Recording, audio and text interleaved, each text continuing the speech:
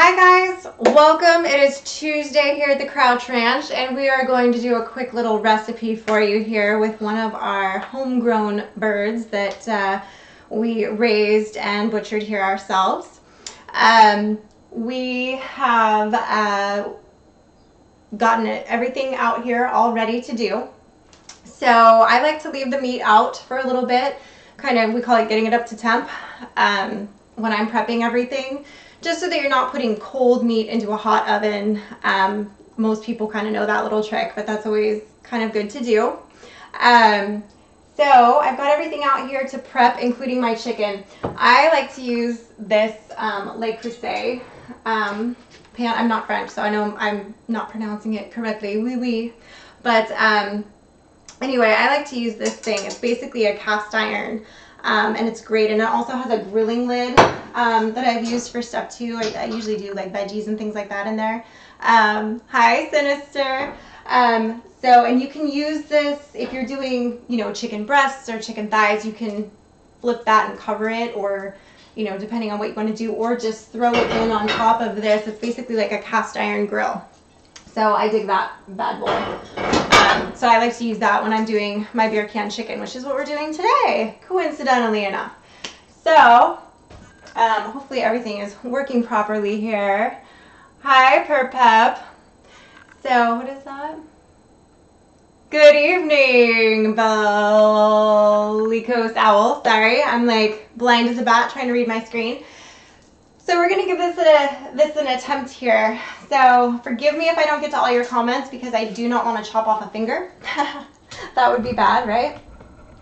So it still hasn't popped up that it's, just trying to make sure that I'm streaming, but I guess it's working. Okay, so I don't need to really keep that up anymore. So I'm still, I'm still adjusting to all this. Hello, Mac, how are you? So here we go, guys. I've got my little trash pile over there. And of course, you can't feed onions to your pigs. So those actually do go in the compost or the trash, depending on what you're doing. So I like to chop up some onions, or some onion, I should say. I have a half an onion left over from last night's dinner. So I have that out here. And I'm going to throw this in around the chicken. I already obviously took the chicken out of the plastic shrink wrap bag. So I've already unleashed the beast, so to speak, and I've got it sitting in the pot there. I like to throw in some onions around it, and they don't have to be, like, okay, busy mom, right? So dinner is usually like, what can I do that's the healthiest and the fastest? So I'm not, and Mike will tell you, and the same applies to when I bake. It may not look pretty, but it tastes good. So I don't have great knife skills. I haven't cut a finger off yet. No, they're not all even. Gordon Ramsay would have a field day right now because I'm just hacking at these onions, but that's okay.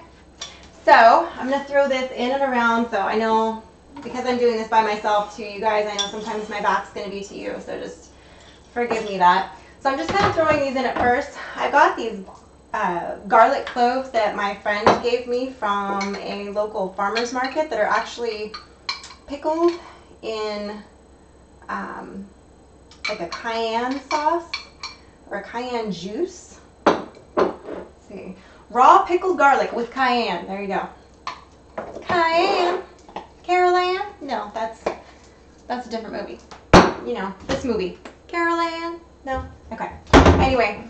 It's my Poltergeist reference. Hi guys. Thank you, William. He likes my red cabinets. I painted those myself, and let me tell you, they were a pain in the tuchus. Took me several coats. You got to do the primer. You got to take them all off of the hinges. That was a couple days of sheer hell, which is why my bottom cabinets ended up being white, because we were painting the kitchen still.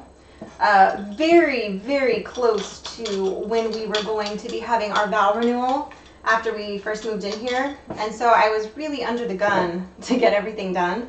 And so I said a big ol' F it and decided to forego painting the bottom cupboards red, but I actually ended up liking it better.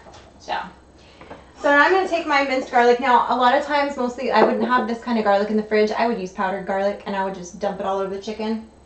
So again, right now, as you can see, I'm just sort of dumping this in here. I'm going to massage my meat. Get your mind out together. I'm going to massage it in there in a little bit once I get all my ingredients in. Then I'll start zhuzhing everything, okay? So, exactly. Oh, I got to move this because I can't see. I'm seeing half your comments for some reason. I have to make my screen bigger. Bear with me. Yo, yo, yo. There we go. Will that chicken plucker pluck a turkey also? If it is a very small turkey, like a midget. Like one of my midget hens, I could probably do in there. But if you're talking a bronze-breasted or almost any other heritage breed that is going to be, you know, anything I think over about 14 pounds, you're pushing it. In fact, I would say 12 pounds to be on the safe side, because if you figure you can do 2 chickens in there, if you figure the average chicken before it's dressed out live weight is about around 5 pounds for your larger cocks, your larger roos. Don't flag me for that. That's an actual farm term, people. So I would say between 10 and 12 pounds is your max on that. So I would say no. They are supposedly, in theory, working on a larger one. I did see rumors of that on their website where they had question and answers the other day, because they did pick up that video and posted it on their Facebook page, actually. Yardbird did. So that was kind of cool. Right? I don't know if I want to be famous for that, Gallo, for chopping off my finger on a live stream. I don't think that's the way I want to go down in history. Like a really weird version of Rudolph. You're having a beer for me now? Well, we're having beer can chicken, so wait till you see what I do with my beer can. You have no idea. I did say massage and meat in the same sentence, but it doesn't mean that it's dirty. I literally do massage the chicken, and you'll see why. Because this is rosemary from our giant rosemary bush out there. And I will actually be taking some of these and sticking the rest of these around. But I will take some off and kind of rub it around. Now these are fresh. I just cut these. These are not dried. Sometimes I use dried ones. Sometimes I use fresh, but they're going in the oven, so guess what? They're going to end up dried. That's how that works. That's science. I don't care who you are. That's science. So these I'm going to be using in there, but these I'm going to chop up just a little bit. And I don't know if you noticed, I don't know if you can see because I can't see myself right now on here. I don't know if you noticed, but I was kind of rubbing. I just realized you guys can't see my cutting board that well. I was kind of rubbing it as I was tearing it off the leaves, just to kind of release some of the oil of the rosemary, just to kind of release the flavor and stuff. And again, you guys, I'm not a professional cook. I'm a busy mom, and I got to make stuff that tastes good, that's healthy, and that the kid will eat, right? Bottom line. So I'm going to actually scoop that off to the side until I'm ready to massage the chicken over there. I do have some cauliflower and broccoli over here in this bowl as well that I'm going to be putting around the chicken. And I have my red pepper here that I'm actually going to chop up and put in there as well. You know, it's entirely up to you. I've done this with sweet potatoes. I've done it with all kinds of different potatoes. I have some of the purple ones that I'm going to be throwing in there. My kid doesn't like potatoes. I think she's like one of the only children on the planet that doesn't like potatoes. And they're not, you know, potatoes aren't super healthy for you. And so, I mean, we don't use them a whole lot anyway. However, I do like roasted potatoes with garlic and, you know, all that good stuff. So, with rosemary and all that, it's yummy. So, behave yourself, Gallo. I know. I can make anything dirty. It is one of my many gifts. So you have to be careful around me because I will turn anything dirty. Pay attention. I know. I can't, 90. I can't have a shot of whiskey right now. I have my chick drink out. I'm okay, by the way. I didn't actually cut myself. I just was aware of where the blade was for a moment. That's totally different. She likes French fries. Frankie does like French fries, but that is the only form of potato that she does like. She does not like anything else. potato related. Although I did get her to, there's a really cool grocery store up here that sells a lot of local stuff, and they also have like a deli section, and they make smoothies and things like that, and they had a sweet potato smoothie, and I said, here, taste this, it tastes like Christmas in a cup. And she did, and she fell in love with it, and she's been drinking it for the last 2 days. So, out of the same one, I didn't get her like 3 different smoothies. She takes a long time to finish things sometimes. All right, so I've got my red bell peppers. I like the red ones the best. I think they taste the best, and they're prettier. So, of course, Mark, it's always Freudian. So I'm gonna throw these in here now. All right, and I'm gonna sprinkle this around. I'm gonna just throw this on top of the chicken for now, my pile of rosemary, and I will rub it in a minute. I'm gonna finish cutting these potatoes. And you can cut them however you want. You know, this is a smaller bird. It was a 2-pound, 6-ounce bird that I just pulled because it's only the 3 of us today. So, which it is most days, unless we're having people over. So, I'm making a much smaller, you know, bird. So, the cook time obviously isn't gonna be as long. I think I'm going to use all these potatoes. I'm just going to use a little bit. Kind of interesting. The purple ones are different. Anyway, so I'm going to put these around the outside edge. I always put the potatoes on the outside edge. I don't put the potatoes on the inside of the bird or anything like that. Sometimes I'll stick lemons in there or oranges or, you know, whatever citrus I have too. But not today because I don't have any. Ha! So what do you think about that? So I'm going to take, this is my new favorite thing, by the way. I love olive oil, but my new favorite is using the coconut oil. So I like to drizzle that over the top of the chicken and the veggies. And you don't need, I mean, you don't need a ton. I'm going to kind of drizzle some around here. The great thing about coconut oil too, well, the kind of cool thing about it is I use coconut oil for everything, by the way. I don't use lotion. I use this coconut oil. Not this jar that I keep in the kitchen, but a jar of exactly the same stuff. I use it as body lotion. I use it as hair conditioner. I use it as, it heals tattoos better than anything. It's like your panacea. It cuts, bruises, scrapes, bug bites, everything. It's like put Windex. Remember my big fat Greek wedding? It's the same idea. I put coconut oil on everything. Everybody thinks I'm crazy until they try it, and then they go, "Oh my god, it totally works." So, and it's really good on there. So, look at you.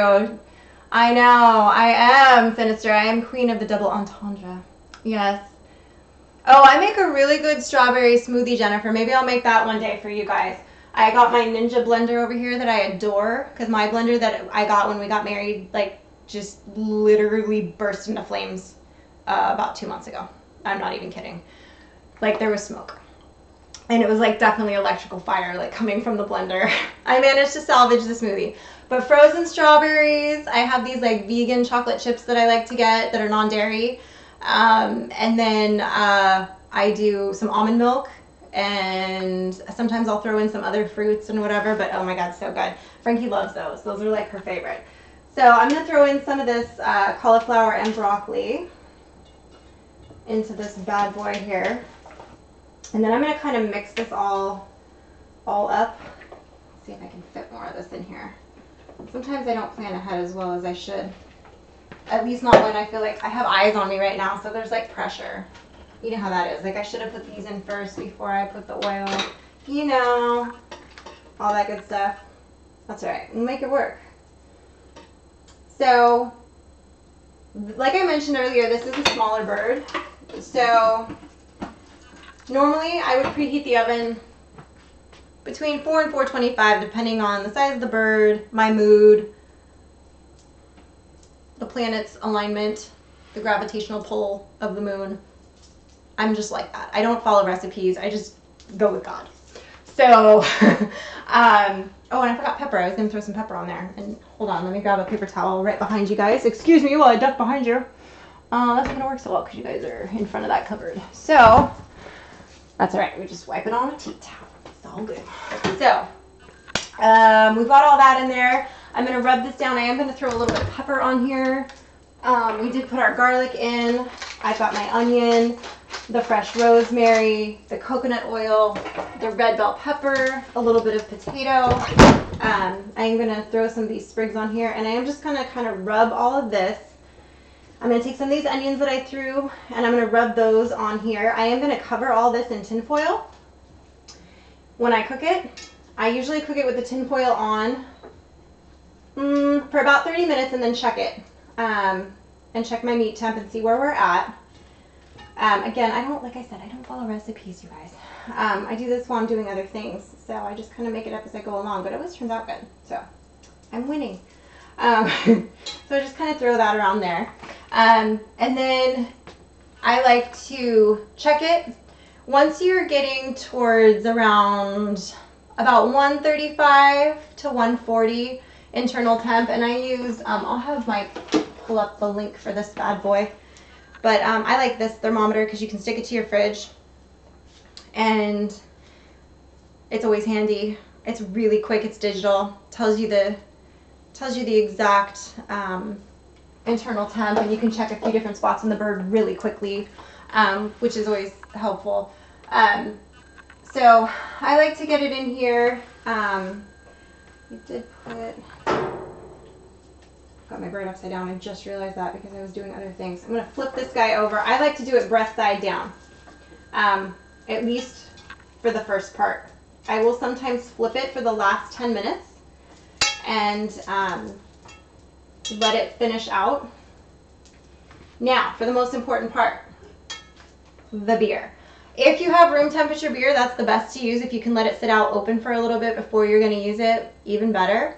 Now, I've seen this done a million different ways, and I've tried it a few different ways over the years. This is my personal favorite way to do it. I like to pour some around the edge of the can, or the edge of the pan, just like so. All right. Now, some people don't like to actually put the can in which case you don't have to. You can pour the beer on top of the bird, inside the bird. It's still going to marinate in there, especially once you get it covered. So that's fine. You can do it that way too. Because we are doing traditional beer can shakes tonight, I'm going to go ahead and violate the bird now. Okay, so if you're faint of heart, you know, avert thine eyes. So we're just going to literally take the bird's cavity here. I've got it breast side down. I know a lot of people like it breast side up. That's fine. You can do it breast side up. I'm not the chicken Nazi who's going to come to your house and tell you you're doing it wrong. I'm just giving you a rough idea of what I do here. And you literally just shove it in there. Okay? And it's going to kind of slowly leak out. All right? And of course the juices from the chicken and all that's going to happen too. I do like to check the bird every 15 minutes or so and just check the status. I like to baste it a little bit. The last 10 minutes that the bird is in the oven, and again, I check it usually all together. A bird this size is a little smaller, so it might not take me as long. Normally, if I do a bigger bird, we're looking at more like 45 minutes at 425 temp. I will cover it for the majority of the time it's in there. Once it gets up to an internal temp of about 135 to 140, I'll take it out, or take the cover off for the last few minutes, baste it again, put it back in the oven uncovered for the last little bit just to crisp up the outside, just to give it some color, just to kind of finish it off. And then it's done. Then you take it out and let it rest before you decide to carve it, especially if it's a local bird. If you were lucky enough to get a, you know, find a local farmer that has it, definitely let it rest. You got to remember, these have not been injected with anything. They went straight from the farm to your table, so there's nothing added to the meat. It is virginal, okay? So there's nothing done to it except for what you do to it, and I just got it basically face down, you know what, up with a beer can. So I basically have violated this bird, but that's all right. So can you sense that I'm censoring myself right now? Do you sense it in the air? I'm trying really hard. So that's it, really. And then, like I said, I'm going to cover it with tin foil and stick it in the oven. But really got to get this stuff off my hands real quick here, you guys. Hold on. But that's how we do that. I'll show you guys on camera real quick. It's a real, you know, quick and dirty. And again, you can use anything that's in your fridge veggie-wise. I don't normally do it with broccoli and cauliflower just because they do tend to cook faster. But, you know.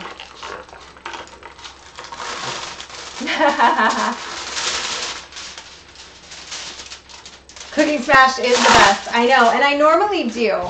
However, I still have to go to Tractor Supply and get a raccoon trap because this morning, the saga continues. No more birds have been gotten. However, a piece of the bird that was originally gotten, I found by my turkey pen on the top. So, and I had found some scat up there. So, that being said, time to go get a trap because I'm not going to stay up all night. I know Mike had, you know, dreams of grandeur of staying up all night with a spotlight, and no, that's not going to happen.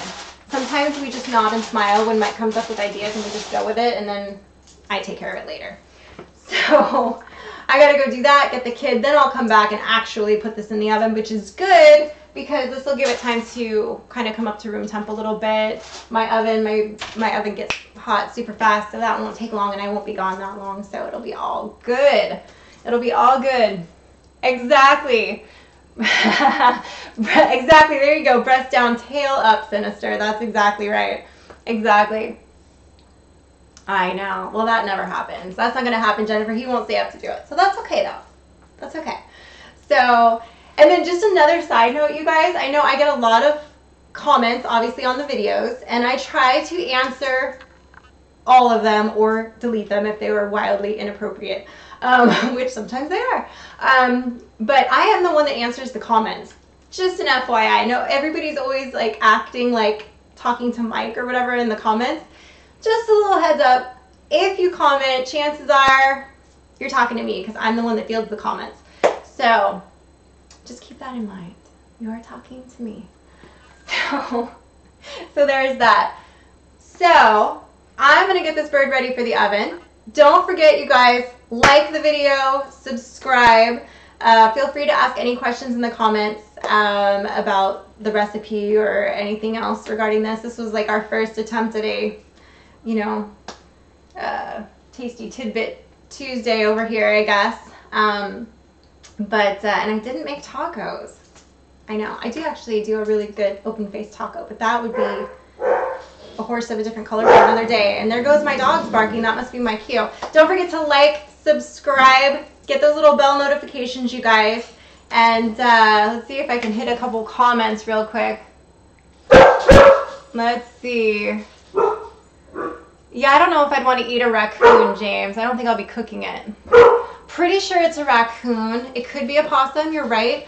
Just judging by the size of the birds that they got, I'm thinking it was a raccoon. But yeah, so there we go. It is always women doing the work, my woodnut. You're right.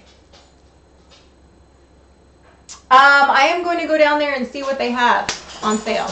That's my game plan.